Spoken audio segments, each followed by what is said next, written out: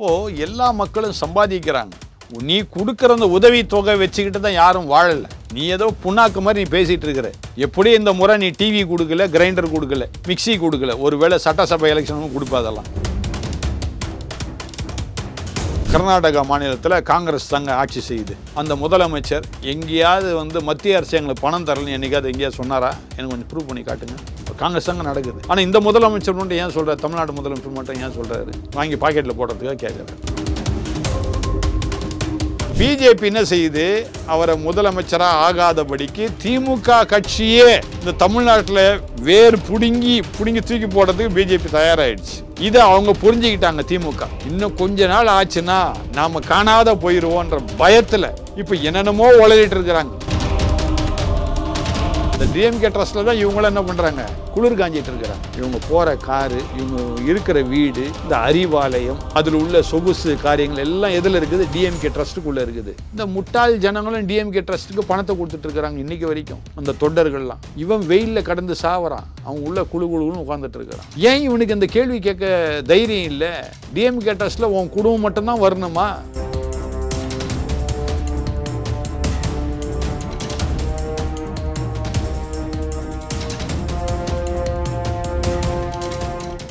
Real one voice நேயர்களுக்கு வணக்கம். இன்றைய நேர்காணலுக்காக நம்மோடு இணைகிறார் ஆர்ச்சி பிஷப் குணசேகரன் சாமுவேல் அவர்கள். வணக்கம் சார். இப்போ சிறுபான்மையின மக்களுக்கு அரசுக்கிட்ட இருந்து எதிர்பார்க்குற ஒரு நல்ல திட்டங்கள் இல்லை உதவிகள்னால் என்னவென்ன இருக்கும் சார்? ஏங்க, நாங்கள் கேட்குறது ஒன்றும் இல்லைங்க. பணம் வேண்டாங்க. உங்கள் பணம் எங்களுக்கு வேண்டாம். இன்றைக்கி பார்த்தீங்கன்னா சராசரி ஒரு மனுஷன் தமிழ்நாட்டில், நான் இந்திய தேசத்தை பற்றி பேசல, தமிழ்நாட்டில் மட்டும் சராசரியாக ஒரு மனுஷன் 30,000 ரூபாய் சம்பாதிக்கிறான். இப்போ வீடு பெருக்கி பாத்திரம் துலக்கிறாங்க சில பெண்கள். இந்த ஆள் என்ன சொல்கிறாரு? திமுக தலைவர், முதலமைச்சர் 1000 ரூபாய் பெண்களுக்கு கொடுக்குறேன்னு 1000 ரூபாய் வச்சு அவன் வாழ்கிறான்.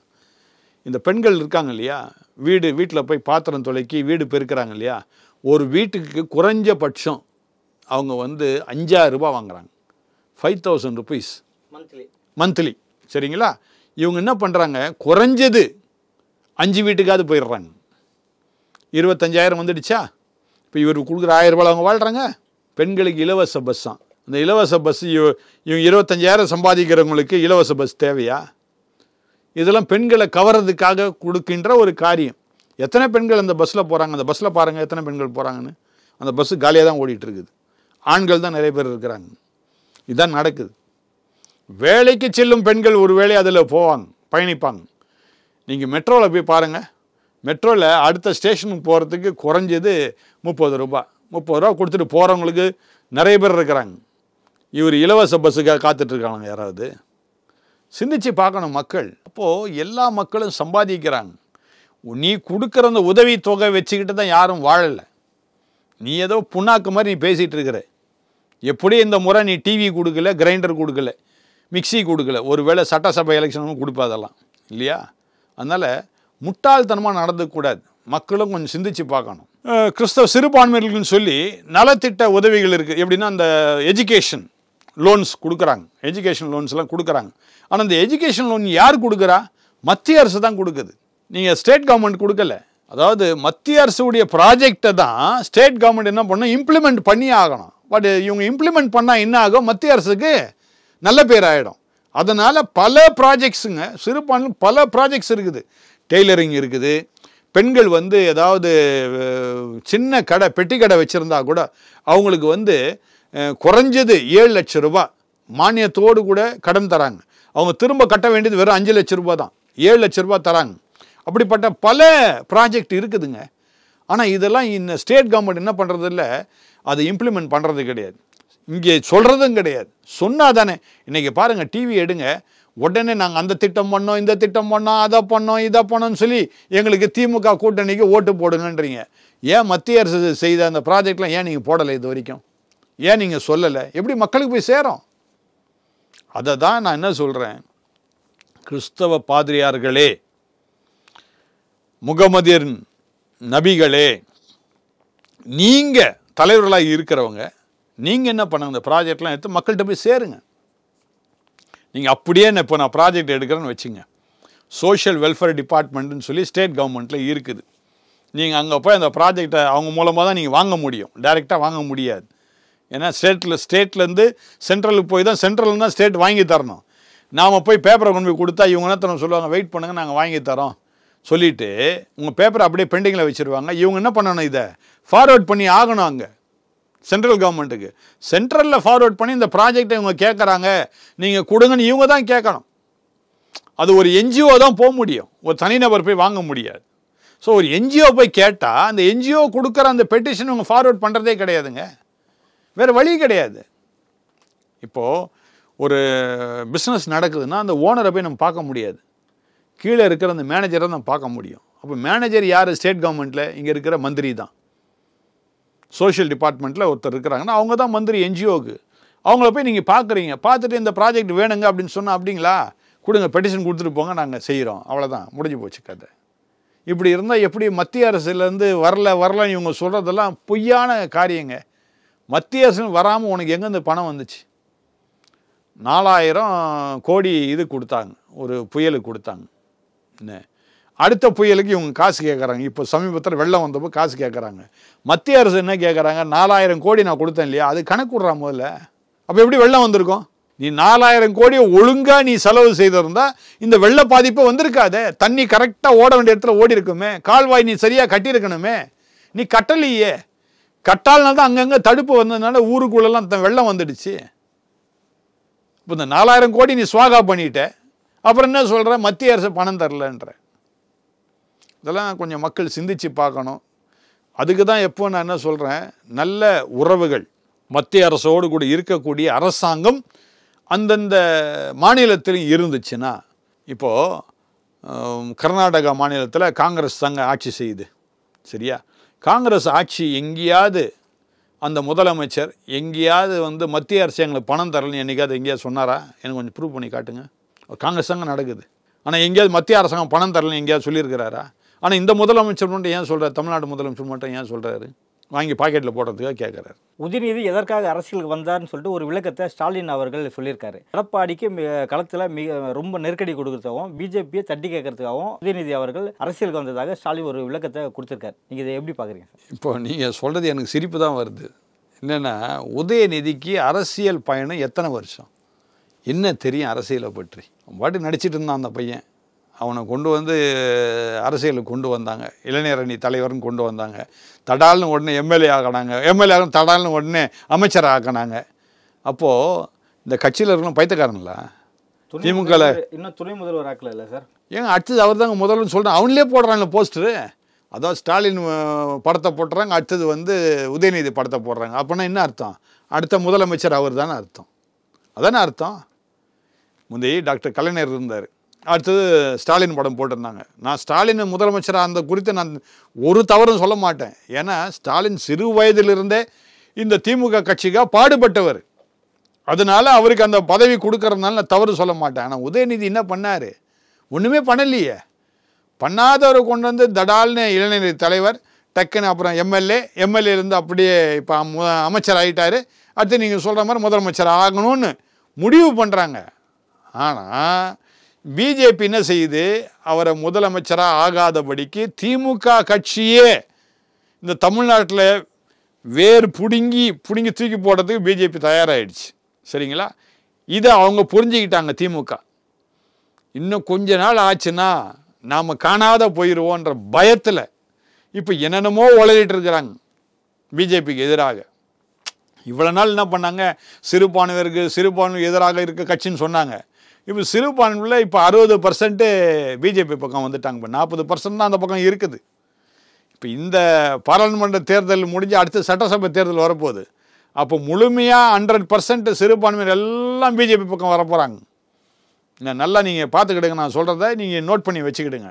இப்போ இந்த உதயநிதிக்கு ஏன் இந்த பதவியை கொடுக்குறாங்கன்னா, கட்சியிலேயே பதவி முதல்ல கொடுத்துட்டார். ஏன் கொடுத்தாருன்னா, டிஎம்கே ட்ரஸ்ட்டுன்னு ஒன்று இருக்குது. இந்த டிஎம்கே ட்ரஸ்ட்டில் யார் இருக்கிறான்னு பார்த்தா சுற்றி டாக்டர் கலைஞருடைய குடும்பத்தார் மட்டும்தான் இருக்கிறாங்க, வேறு யாரும் கிடையாது அந்த ட்ரஸ்டீஸாக. ஃப்ளோ சார்ட்டில் ஆமாங்க. எனக்கு தெரிஞ்சு என்னுடைய ஆலந்தூர் தொகுதியில் மீசாமா ஆபரகாம்னு ஒருத்தர் இருந்தாருங்க, எம்எல்ஏவா. அவரை பார்த்து மறைந்த டாக்டர் எம்ஜி ராமச்சந்திரனே பயப்படுவார் அவருக்கு எதிராக நிற்கிறதுக்கு. ஏன்னா அந்த அளவுக்கு பேர் வாங்கியிருந்தார் மீசாமா ஆபரகாம். ஏன் அவங்க குடும்பத்தில் யாரோ ஒருத்தர் கொண்டு வர வேண்டியதுதானே? நேர்மையானவர், மக்கள்கிட்ட பேர் வாங்கினவர், ரைட்டு. இப்போ ஆர்எஸ் பாரதின்னு சொல்கிறாங்க இல்லையா? ஆர்எஸ் பாரதி இப்போ நங்கநல்லூரில் காணாமல் போயிட்டார். ஒரு காலத்தில் நங்கநல்லூரில் பேர் வாங்கி இருந்தார். ஆர்எஸ் பாரதினா தனி மரியாதை. இப்போ ஆர்எஸ் பாரதி நங்கநல்லூரில் இருக்கிறாரான்னு ஒரு சந்தேகம் இருக்குது எல்லாருக்கும். சரிங்களா?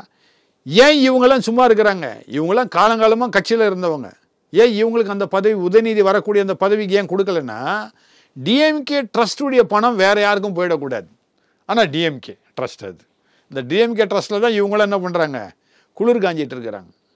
இவங்க போகிற காரு, இவங்க இருக்கிற வீடு, இந்த அறிவாலயம், அதில் உள்ள சொகுசு காரியங்கள் எல்லாம் எதில் இருக்குது? டிஎம்கே ட்ரஸ்ட்டுக்குள்ளே இருக்குது. இந்த முட்டாள் ஜனங்களும் டிஎம்கே ட்ரஸ்ட்டுக்கு பணத்தை கொடுத்துட்ருக்குறாங்க இன்றைக்கி வரைக்கும், அந்த தொண்டர்கள்லாம். இவன் வெயிலில் கடந்து சாவறான், அவன் உள்ள குழுன்னு உட்காந்துட்ருக்கிறான். ஏன் இவனுக்கு இந்த கேள்வி கேட்க தைரியம் இல்லை? டிஎம்கே ட்ரஸ்ட்டில் உன் குடும்பம் மட்டும்தான் வரணுமா? இப்போ குடும்ப ஆட்சி தான் நீ நடத்துவியா? கனிமொழியை கொண்டு வந்துட்டாங்க, தயாநிதி மாறன். அடுத்து நீங்கள் அந்த அறிவாலயத்தில் போய் பார்த்தீங்கன்னா யார் அங்கே மேனேஜர் தெரியுமா? அந்த இவருக்கு தம்பி ஒருத்தர் இருக்கிறார், ஸ்டாலின் தம்பி.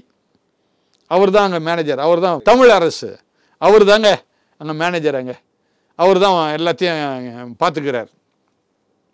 ஏன் கட்சியில் வேறு யாருமே இல்லையா? அந்த பில்டிங்க்கு யார் சொந்தம்? இந்த பில்டிங் கூட யார் பாதி கட்டி கொடுத்ததுன்னு பார்த்தீங்கன்னா, பட்ரோலில் ஒருத்தர் இருந்தார், ஒரு எம்எல்ஏ. அவர் பேர் எனக்கு சரியாக ஞாபகம் இல்லை. அவர் தான் பணம் கொடுத்துங்க, அவரையே திரும்ப திரும்ப வச்சுட்டே இருந்தாங்க. கொஞ்ச நாளில் அவர் அப்படியே விலகிட்டார், அரசியலை விட்டு விலகிட்டார். அவர் தான் இந்த அறிவாலயம் கட்டுறதுக்கெல்லாம் வேண்டிய எல்லா பண உதவிகளையும் செய்தவர் வேறு. இதெல்லாம் முந்தி உள்ள காரியங்கள். ஆனால் அவர்களுக்கெல்லாம் முக்கியத்துவம் கொடுக்கவும் இல்லை, அவங்க பிள்ளைகளுக்கு முக்கியத்துவம் கொடுக்க. இவங்க குடும்ப கட்சியாக மட்டும்தான் இருக்குது. அதனால தான் எடப்பாடி தைரியமான பண்ணுறாரு. அண்ணாவின் குடும்பத்துக்கே முக்கியத்துவம் தராதவர்களை இந்த குடும்பத்துக்கு முக்கியத்துவம் தருவாங்க நினைக்கிறீங்களா? இப்போது அண்ணான்னு யார் திமுகவும் சொல்லுது, அண்ணா திமுகவும் அண்ணாவை சொல்லுது.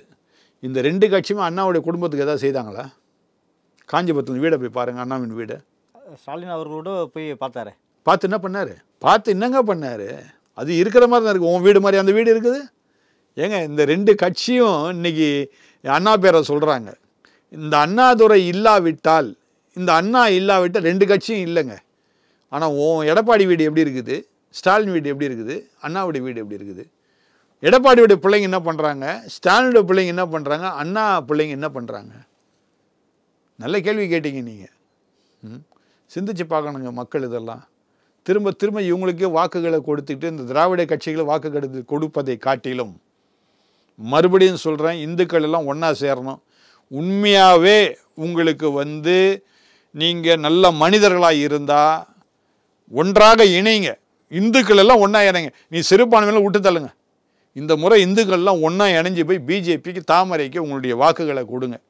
தாமரையோடு கூட பிஜேபியோடு இணைந்திருக்கின்ற சின்னங்கள் இருக்குது. சைக்கிள் சின்னம் இருக்குது, அப்புறம் வேற என்ன சின்னம் இருக்குது. அந்தந்த சின்னங்களுக்கு தயவுசெய்து போய் பிஜேபியோடு இணைந்திருக்கிற கட்சிகளுக்கு உங்கள் வாக்குகளை கொடுங்க. அப்போ தான் நீ உண்மையான இந்து. இல்லைன்னா நீ இந்துவே கிடையாது, நீ வேஸ்ட். இந்தியாவில் இருக்கிறதே வேஸ்ட். சரிங்களா? அதனால் வருகின்ற 19ஆம் தேதி ஓட்டு போட போகாமல் இருந்துடாதீங்க. நான் கூட போடக்கூடாதுன்னு நான் நினச்சேன், ஆனால் போடணும்னு நான் முடிவு பண்ணிட்டேன். காரணம் என்னென்னா, எப்படியாவது பிஜேபி ஆட்சி மீண்டும் இந்தியாவுக்குள்ளே வரணும். பல பிஜேபி ஆட்சிக்காக சொல்கிறீங்களா, இல்லை மீண்டும் மோடி வரணுன்றதுக்காக சொல்கிறீங்களா? பிஜேபி ஆட்சி வரணுங்க. பிஜேபி ஆட்சி வந்தால் அதில் யார் தலைவர்? மோடி தான் பிரதமராக வரப்போகிறாரு. அதில் எந்த விதமான சந்தேகமும் இல்லை. இப்போ நீங்கள் பிஜேபிக்கு ஓட்டு போட தான் பிரதமர் மோடி அங்கே உட்கார முடியும். அதனால் பிஜேபிக்கு ஓட்டு போடுங்க முதல்ல. பிரதமர் மோடி தானாக வந்துடுவார். நீங்கள் பிஜேபிக்கு ஓட்டு போட்டாலும் பிரதமர் மந்திரி அவர் தான், வேறு யாரும் கிடையாது. திரும்பி பார்க்கணும். நான் அதான் சொல்லுவேன், திரும்பி பார்க்கணும். நீ சும்மா விலையேறி போயிடுச்சு, விலைவாசி ஏறி போயிடுச்சுன்னா இன்றைக்கி உன் சம்பளம் ஏறி போயிடுச்சு. அன்றைக்கி பெட்ரோல் 60 ரூபாய்க்கு விற்கும்போது உன் சம்பளம் வெறும் 6000 ரூபாய். இன்றைக்கி உன் சம்பளம் 25,000 ஆகிடுச்சு. அதனால் 100 ரூபாய்க்கு பெட்ரோல் போட்டு போகிறேன் இல்லையா? அதையும் நம்ம புரிஞ்சுக்கணும். எனக்கு சம்பளம் ஏறிடுச்சு, அதனால விலைவாசியும் ஏறுது. அதுக்கு ஏற்ற மாதிரி சம்பளமும் கிடைக்குது. இப்போ ஐடியில் வேலைக்கு போகிறாங்க, குறைஞ்சபட்சம் ஐடியில் சேரும்போதே குறைஞ்சது 40,000 ரூபாய் கிடைக்குது. ஒரு மனுஷனால் 40,000 ரூபாய் கொடுத்து வாழ முடியலன்னா அப்புறம் எதுக்கு நீ வாழ்கிற? நான் கேட்குறேன் கேள்வி, எதுக்கு நீ வாழ்கிற? 40,000 கொடுத்து உன்னால் இந்த உலகத்தில் வாழ முடியலன்னா சும்மா போயிட்டு பிஜேபின்னா விலைவாசி ஏறி போயிடுச்சு, நீ வேணே போய் என்ன பெரிய ஹோட்டலில் உட்காந்து தான் சாப்பிடுவேன், அவன் ஜிஎஸ்டி போடுறான், நீ அங்கே போகிற போய் சாப்பிட்ற, அங்கே போய் சாப்பிடாத. இப்போ நான் நிறுத்திட்டேங்க சில ஹோட்டல்லாம் போகிறது, ஏன்னா ஜிஎஸ்டி நல்லா தெரியுது, இந்த ஹோட்டலுக்கு போனால் விலை ஜாஸ்தி, அங்கே ஜிஎஸ்டி. அப்போது என்ன ஆகுது, நம்ம சாப்பிட்ற பொருள் 200 ரூபானா அங்கே ஜிஎஸ்டி 2.5% போட்டுடுறாங்க. அப்போது நமக்கு கூட ஒரு 20 ரூபாய் ஆயிடுது. நம்ம ஏன் அங்கே போனோம், சாதாரண ஹோட்டலில் போய் சாப்பிட்டு போவோமே, அதை விட இது டேஸ்ட்டாக இருக்கும் சாதாரண ஹோட்டல். சாப்பாடு தானேங்க எல்லாமே, அதுவும் அரிசி தான், இங்கேயும் அரிசி தான். அங்கேயும் பருப்பு கொடுக்குறான், இங்கேயும் பருப்பு கொடுக்குறான், அங்கேயும் மீன் கொடுக்குறான், இங்கேயும் மீன் கொடுக்குறான், அங்கேயும் வெண்டைக்காய் கொடுக்குறான், இங்கேயும் வெண்டைக்காய் கொடுக்குறான். ஒன்றும் வித்தியாசம் கிடையாது. என்ன கொஞ்சம் குளுமையாக இருக்கும், ஏசி போட்டு உட்காரோம், அதுதான் ஜிஎஸ்டி. ஏசி வேணாம்னா ஜிஎஸ்டி இல்லாமல் சாப்பிட்லாம். நம்ம தாங்க புரிஞ்சு நடந்துக்கணும். அதை விட்டுட்டு அரசாங்கத்தை மேலே பழி சொன்னால், நீ சொகுசாக வாழ் நினைக்கிற, அவள் சொகுசாக வாழ்னா சொகுசாக தான் பணத்தை கொடுக்கணும். அதனால் வருகின்ற பாராளுமன்ற தேர்தலில் 19ஆம் தேதி ஒருவேளை தான் கடைசி பேட்டியாக இருக்கும் தேர்தலுக்கு முன்பதாக. அதனால் மக்கள் மறந்துடக்கூடாது. 19ஆம் தேதி பிஜேபிக்கு வாக்கு கொடுங்க. கட்டாயம் ஆண்டவர் உங்களை நிச்சயமாக ஆசீர்வதிப்பார், நீங்கள் பிஜேபி ஆட்சி வர வச்சிங்கன்னா. ஏன்னா நம்முடைய இது அந்த அளவுக்கு நம்முடைய இந்திய தேசம் 10 ஆண்டுகளுக்கு முன்பதாக 5 ஆண்டுகளுக்கு முன்பதாக 10வது இடத்துல இருந்தது. இப்போ 10 ஆண்டு முடிஞ்ச உடனே 5வது இடத்துக்கு வந்திருக்குது. 10வது இடத்துல 5வது இடத்துக்கு வந்துடுச்சு. இன்னும் ஒரு முறை அருமையான பிரதமர் மோடி அவர்களுக்கு சான்ஸ் கொடுப்பீங்கன்னா முதல் இடத்துல வந்துடும். இப்போ அமெரிக்காக்காரன் பயப்படுறான், சீனாக்காரன் பயப்படுறான், ரஷ்யாக்காரன் பயப்படுறான் நம்மளை பார்த்து. அந்த அளவுக்கு ஜப்பான்காரனும் பயப்படுறான் நம்மளை பார்த்து. அந்த அளவுக்கு நம்முடைய விஞ்ஞானத்தில் எங்கேயோ வளர்ந்து வந்துட்டோம். இன்னும் வளரணும். அதற்கு பிரதமர் மோடி மட்டும்தான் இதற்கு வழியை காண்பிக்க முடியும். அதனால் இந்தியர்களாக, இந்திய தேசத்தின் மக்களாக, பாகிஸ்தானி கிடையாது அல்லது இத்தாலி இல்லை, நல்லா புரிஞ்சுக்கணும், ஸ்காட்லாண்டு இல்லை, நம்ம இந்தியாவில் இருக்கிறோம். இந்திய மண்ணில் பிறந்த அருமையான பிரதமர் மோடி அவர்களுக்கு உங்களுடைய வாக்குகளை கொடுத்து நீங்கள் ஆதரவு கொடுங்க. நிச்சயமாக ஆண்டவர் உங்களை ஆசீர்வதிப்பார். நடப்பு அரசியல் குறித்து பல்வேறு கருத்துக்களை பதிவு மிக்க நன்றி. நன்றிங்க.